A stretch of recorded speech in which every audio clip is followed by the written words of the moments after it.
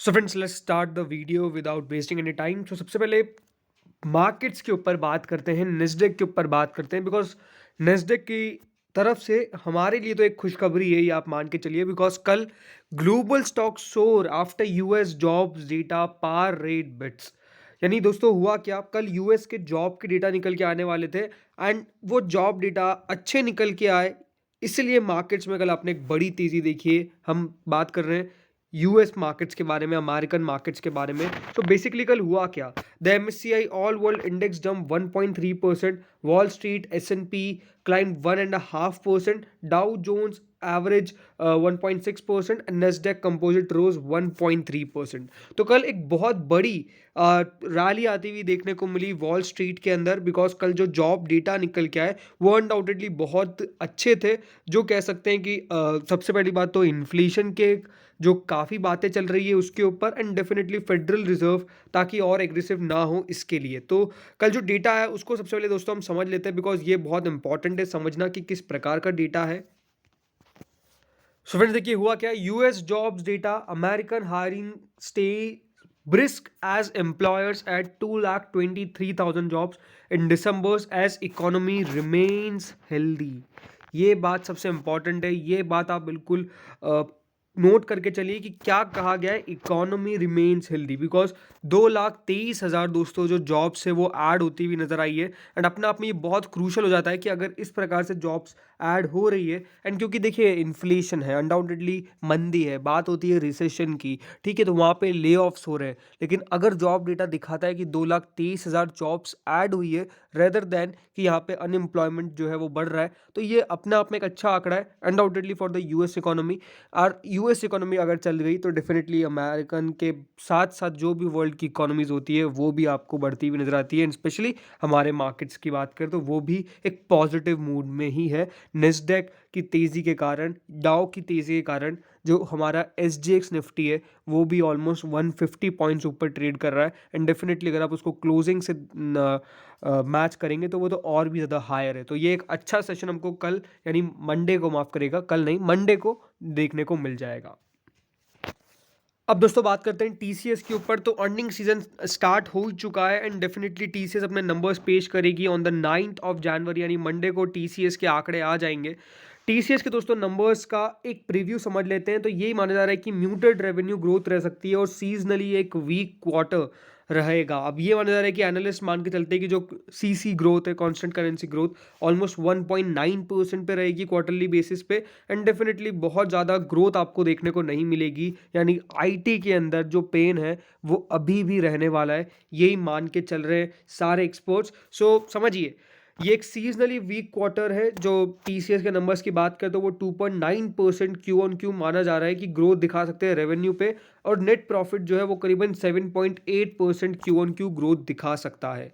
जो सारी ब्रोकरेजेस का पोल है उनके मुताबिक जो कंपनी की रेवेन्यू है वो डेफिनेटली करीबन अराउंड 56,992 करोड़ रह सकती है, 16% की ग्रोथ दिखा सकती है। और जो कंपनी का पीएटी है वो करीबन 15.1% पे रह सकता है, वाई वाई ग्रोथ दिखा सकता है 11,247 करोड़ पे। तो इस प्रकार के दोस्तों नंबर्स निकल के आ सकते हैं। तो इसको एक म्यूटेड नंबर्स कहा जा सकता है, जो बेसिकली माना यही जा रहा है कि इस प्रकार के नंबर्स रहेंगे जिसमें रेवेन्यू के हिसाब से आप देखिए 2.90% का क्यू ऑन क्यू ग्रोथ है, 16% का वाई वाई ग्रोथ है। नेट प्रॉफिट कंपनी का 7% 8% के करीबन बढ़ सकता है क्वार्टर ऑन क्वार्टर, और 15% के आसपास कंपनी का बढ़ सकता है वाई वाई।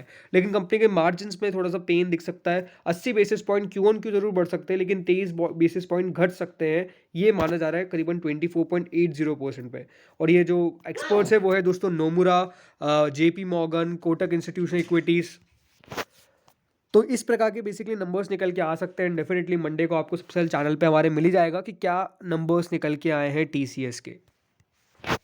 अब दोस्तों बात करते हैं डी मार्ट के ऊपर। सो डी मार्ट के नंबर्स निकल के आने वाले हैं 14 तारीख को, लेकिन उससे पहले कंपनी का एक क्वार्टरली अपडेट निकल के आ चुका है और नंबर्स के मुताबिक कंपनी का जो रेवेन्यू है वो करीबन 24.7% जो है वो बढ़ा है। 11,305 करोड़ पे कंपनी का रेवेन्यू आया है। कंपनी के जो टोटल नंबर ऑफ स्टोर्स है दोस्तों करीबन 306 रही है, और कह सकते हैं जो कंपनी के रेवेन्यू है वो भी डेफिनेटली स्टैंड अलोन रेवेन्यू जो है करीबन 7,432 करोड़ था ईयर अगो, तो 11,305 करोड़ अब हो चुका है, जो करीबन 24% के आसपास की बढ़त कंपनी को दिखाता है। ये दोस्तों नंबर्स बेसिकली जो फाइलिंग की गई है stand alone revenue from operations बताया गया है। कंपनी के Q3 के नंबर्स निकल के नहीं आए, बट Q3 का एक अपडेट निकल के आ गया है। जो हर कंपनी अपना क्वार्टरली अपडेट देती है, वैसे ही डी मार्ट ने भी अपना क्वार्टरली अपडेट दिया एंड डेफिनेटली इट्स गुड। कोई यहाँ पे बुरा नज़र नहीं आता है, ये साफ साफ नज़र आएगा आपको, बिकॉज कंपनी का रेवेन्यू इंक्रीज हो रहा है, कंपनी का स्टोर्स आपको ऑलमोस्ट देखिए अच्छे रहते हुए नज़र आते हैं। तो ये सब चीज़ें बढ़िया ही है एंड नंबर्स भी कह सकते हैं मैटर करते ही है, जो आपको आते हुए नज़र आएंगे नेक्स्ट वीक। सो बहुत क्रूशल होने वाले, बट ओवरऑल हाँ, अभी तो जो नंबर्स निकल के आए हैं एवेन्यू सुपरमार्ट्स के, एक जो अपडेट है वो अच्छा है। हो सकता है कि मंडे को आपको ये बढ़िया भी करता हुआ नज़र आ जाए। अब दोस्तों एक इम्पॉर्टेंट न्यूज़ के ऊपर बात करते हैं and definitely it's a pride, ये मान के आप चलिए, because Indian surpasses Japan to become third largest auto maker globally. So after USA, after China, now India is on the third. और यूएस जो जापान है वो डेफिनेटली अब फोर्थ नंबर पे आ चुका है, यानी हमने जापान को सरपास कर दिया है। अपने आप में एक बहुत ही बेहतर ये न्यूज़ निकल के आई है पूरी ऑटो इंडस्ट्री के लिए and definitely first of all पूरी इंडिया के लिए, बिकॉज ये अपने आप में एक मुकाम है जो इंडिया ने टच कर लिया है। So India sales of new vehicles totalled at least 4.25 million units based on the results, topping the 4.2 million sold in Japan. So हमने देखिए 4.25 बेची, जापान ने 4.2 मिलियन बेची, तो ये अपना आप में एक बहुत बड़ा नंबर है। यानी ऑलमोस्ट 42 लाख गाड़ियाँ जो है 42,50,000 गाड़ियाँ हमने बेची है और 40 लाख के आसपास जो है गाड़ियाँ वो जापान की तरफ बेची गई है। ये नंबर्स निकल के आए हैं और अपने आप में एक बहुत ही बेहतर नंबर है। सो अच्छी बात यही कि देखिए लगातार बढ़िया ही कर रही है सारी ऑटो कंपनीज भी। अब नंबर्स बहुत इंपॉर्टेंट होने वाले हैं, जिसमें टाटा मोटर्स के लिए सबसे बड़ा क्वेश्चन रहेगा कि क्या वो प्रॉफिटेबिलिटी टच कर पाते हैं। माना ये जा रहा है कि हो सकता है कि अभी भी प्रॉफिटेबिलिटी ना हो, बट जो बाकी की ऑटो कंपनीज हैं, मारुति, M&M, बजाज ऑटो, जो भी ऑटो कंपनीज आप कह सकते हैं, कार मेकर को अगर मैं इंक्लूड ना भी करूँ, दूसरे ऑटो कंपनीज को भी अगर हम बात करें, हीरो मोटोकॉर्प, ये सब नंबर्स काफ़ी बढ़िया दे सकते हैं।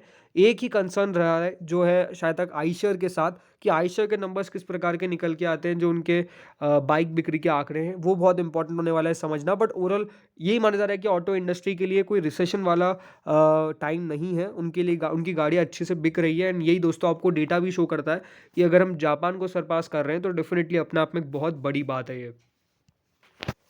अब फ्रेंड्स हम अपने लास्ट न्यूज़ पे आ जाते हैं, तो वो है विष्णु केमिकल्स के ऊपर जो है स्टॉक स्प्लिट। सो विष्णु केमिकल्स दोस्तों अपना स्टॉक स्प्लिट करने जा रहा है। जो 2 रुपये की इक्विटी, जो 10 रुपये का पर इक्विटी शेयर जो है तो होता है फेस वैल्यू, वो 2 की फेस वैल्यू में कन्वर्ट हो जाएगा। तो आप इसको 2:10 की कह लीजिए, 1:5 कह लीजिए। इसका कह सकते हैं स्टॉक स्प्लिट होने वाला है। और जो बोर्ड है उसने 13 जनवरी 2023 रिकॉर्ड डेट रखी है फॉर द स्टॉक स्प्लिट। तो अपना आप में ये इंपॉर्टेंट न्यूज़ निकल के आ चुकी है कि जो कंपनी है वो अपना स्टॉक स्प्लिट करने जा रही है।